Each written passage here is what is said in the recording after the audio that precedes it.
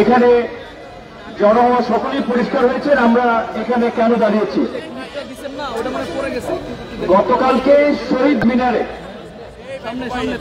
জাতীয় বিপ্লবী পরিষদ নামক একটি সংগঠনের কর্মসূচিতে আমন্ত্রিত অতিথি হিসেবে এসে বক্তব্য দেওয়ার শেষ পর্যায়ে আমরা লক্ষ্য করেছি, আপনারা যারা উপস্থিত সাংবাদিক ছিলেন তারাও দেখেছেন, একটি ছেলে বাদিক থেকে এসে পেছন থেকে দুটি লোক ফারুক হাসানের বক্তব্যে প্রতিক্রিয়া দেখিয়েছে এবং মঞ্চের ওই প্রোগ্রামের সভাপতি নাকি ফারুক হাসানকে বলেছিল যে ছাত্রদলের ছেলেরা আপনার বক্তব্য খেপেছে।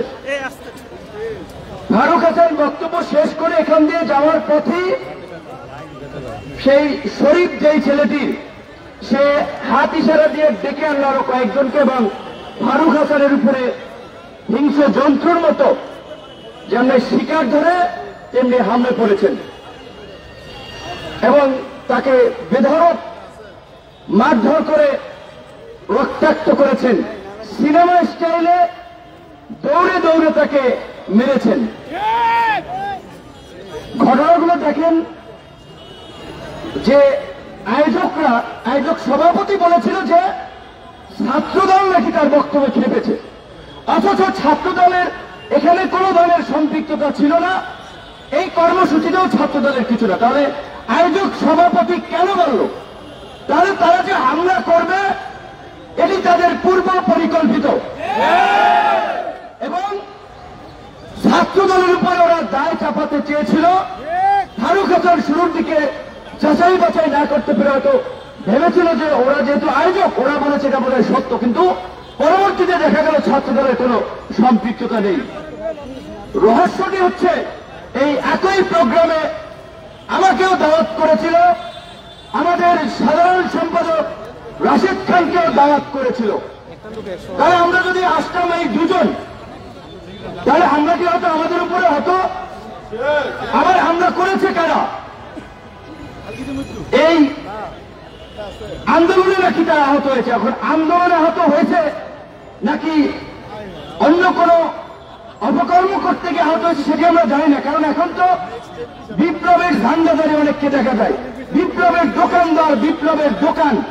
অথচ এই 5ই আগস্টের পূর্বে এই ভুইভর সংগঠন এবং এই সমস্ত ব্যক্তি এদের খবর ছিল না। তো এটা আমাদের জন্য অশনি সংকেত যে বিপ্লবের ব্যানার নিয়ে নব্য বিপ্লবী দোকানদার দাঁড়িয়ে যাচ্ছে আর নতুন নতুন দোকান খুলছে। সাংবাদিক ভাইদেরকে বলতে চাই, সোশ্যাল মিডিয়ার অপারেটর এখানে যারা ইউটিউব, ফেসবুক চ্যানেল অপারেটর তাদেরকেও বলতে চাই, এইভাবে যদি আপনারা বইফর মানে বলতে গেলে কথাবার্তা অসংলগ্ন স্বাভাবিক সুস্থতা আছে কিনা জানা নেই, এদের দেখে অনেকেই বোম ধরে আসিফ নজরুল ইউনুস স্যারের একটা ছবি লাগাইয়া, একটা থাম্বনেল লাগাইয়া, একটা গরম হেডলাইন দিয়ে যে ইউনুসকে টেনে মাত্র হুমকি দিলেন অমক, একই করলেন আসিফ নজরুল, বললেন ছাত্র নেতা, যুব নেতা, অমক তমক। এই ধরনের এই যে চটকদার হেডলাইন করা, এটা তো একটু কমন সেন্সের বিষয় যে এইগুলো এইভাবে প্রচার করা উচিত না। এবং এই যে জুলাই গণ অভ্যুত্থানের পরে এই বিপ্লবের দোকানদাররা অমুক সাংবাদিককে হুমকি দিচ্ছে, অমুক হাউসে হুমকি দিচ্ছে যে আপনার হাউস ফাঁসিবাদের দোষর, অমুকে এই ছিল, আপনারা আমাদের নিউজ কভারেজ করেন না, আসেন, না হলে কিন্তু অমুক হবে তমুক হবে, এমন কিছু বিশৃঙ্খলা হয়েছে। এই বিশৃঙ্খলার মতো উৎসাহী কর্মকাণ্ডে পরিষ্কারভাবে আমাদের বিন্দুমাত্র সমর্থন নাই। আমরা বিনয়ের সাথে অনুরোধ করব, সাংবাদিকতার বাইরে একজন নাগরিক হিসেবে এই সমস্ত বৈফল ব্যক্তি এবং সংগঠনের কর্মকাণ্ডকে আপনারা উৎসাহিত করেন না। এখন আমার মূল বক্তব্যে যেটি আমাদের শঙ্কা, যে আজকে এইখানে ফারুক হাসানকে ছুরি দিয়ে এইখানে আঘাত করে কপাল কেটে গিয়েছে। ছুরি তারা কোত্থেকে নিয়ে আসলো? তাহলে তাদের হাতে ছুরি আগে থেকে ছিল। এইখানে আমি কিংবা রাশেদ খান যদি থাকতাম, আমাদেরও তো পেটের মধ্যে একটা ছুরি চালিয়ে দিতে পারত। তো সরকারের সাথে আমাদের কোনো বিরোধ নাই, মুখোমুখি অবস্থানও নাই, কারণ এই সরকারের যে উপদেষ্টা সবচেয়ে ডেডিকেটেডকে নাহিদ ধরেন মার খেয়েছে, নাহিদ মার খেয়েছে একদিন, এইখানে যারা দাঁড়িয়ে আছে 100 দিন মার খেয়েছে। 28 বছর পরে ডাকসুর ভিপি হয়েও ক্যাম্পাসে যে কয়বার মার খেয়েছি, অনেক উপদেষ্টা আওয়ামী লীগের বিরুদ্ধে ওই কয়েকদিন বক্তব্য দেন নাই। অবশ্যই আসিফ এবং নাহিদ তো আমাদের সহ আন্দোলনকারী, আরো অনেকে মাহফুজও সবাই আমাদের ঘনিষ্ঠ, আমাদের সহযোদ্ধা সহকর্মী। একসাথে এনআরসি এর বিরুদ্ধে আন্দোলন করছি, ডাকসুতে নির্বাচন করেছে তারা, ছাত্র অধিকার পরিষদের সাথে ছিল। আমি যা শুধু বললাম এই কারণে যে এখানে কয়েকজন এই আন্দোলনের যারা ফ্রন্ট সাইজে ছিল তাদের ডেডিকেশন আছে, ত্যাগ আছে, আর কিছু হচ্ছে মৌসুমী নেতা, শুধুমাত্র 10-12 দিনের মিডিয়া কাভারেজে এখন বিশাল নেতা হয়ে গেছে। তাদেরকে ঢুকাইছিল ছাত্রলীগ আন্দোলনের গতিবিধি পর্যবেক্ষণ করার জন্য, আন্দোলনের স্পাইগিরি করার জন্য।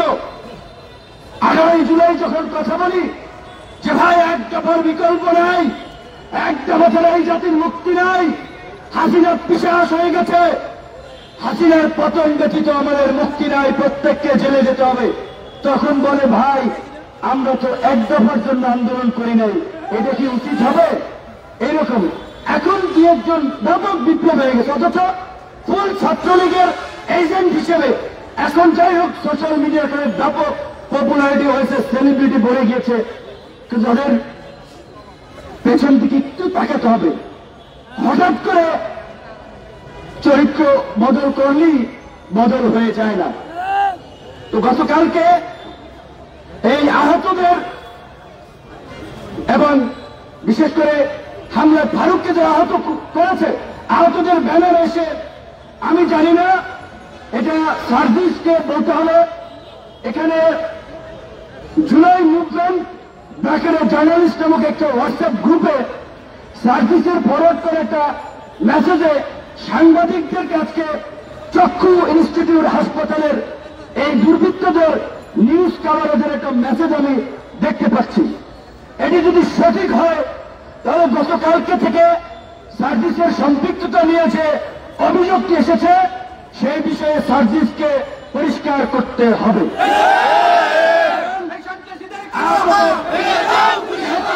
আহতদের চিকিৎসার জন্য ক্ষতিপূরণ দেওয়ার জন্য জুলাই ফাউন্ডেশন গঠন করেছে, সেটার তিনি দায়িত্বে আছেন, তাহলে তার সাথে এদের একটা সম্পৃক্ততা স্বাভাবিকভাবে আছে।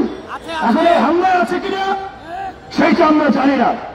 গ্রাম পরিষ্কারভাবে আমাদের নেতা কর্মীদেরকে বলে দিতে চাই, ধৈর্যের সীমা ছাড়িয়ে গেছে, সহ্যের বাঁধ ভেঙে গেছে। আগামী 24 ঘন্টার মধ্যে এই হামলাকারী শরীফ ইন্দ্র সহ সাইফুল সহ যারা চিহ্নিত হয়েছে তাদেরকে যদি প্রশাসন গ্রেপ্তার না করে, যেই হাত দিয়ে ফারুকের গায়ে আঘাত করেছে ওই হাত আপনারা ভেঙে দিবেন।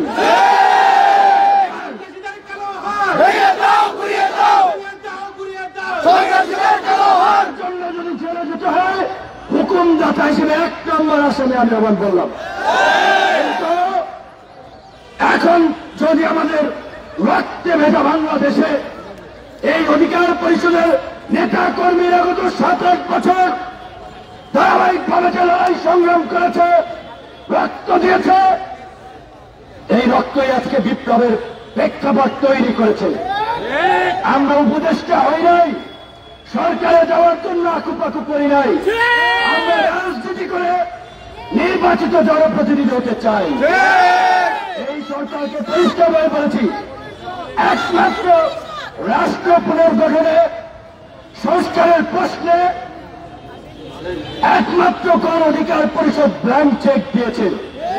আপনাদের যতদিন লাগে ক্ষমতায় থাকেন, আল্লাহর হস্তে এই যে আমাদের মধ্যে জুলাই বিপ্লবকে কেন্দ্র করেছে জাতীয় ঐক্য এবং সংহতি তৈরি হয়েছে, সেটার দিকে নজর দিয়ে সকলের মতামত নিয়ে রাষ্ট্র সংস্কার করুন। সরকারের বিরুদ্ধে বক্তব্য দিয়েছে নাকি, তাই ওই টোকাই নাকি খেপে গিয়েছে। প্রথমত হচ্ছে ওই ছোকরা ছেলে, বোঝাই যাচ্ছে ধান্দাবাজি করার জন্য এর সাথে ছবি ওর সাথে ছবি, কাজেই ও কোনো গুরুত্বপূর্ণ ব্যক্তি না, সরকারের এর সাথে কোনো সম্পৃক্ততা আছে বলে আমি মনে করি না।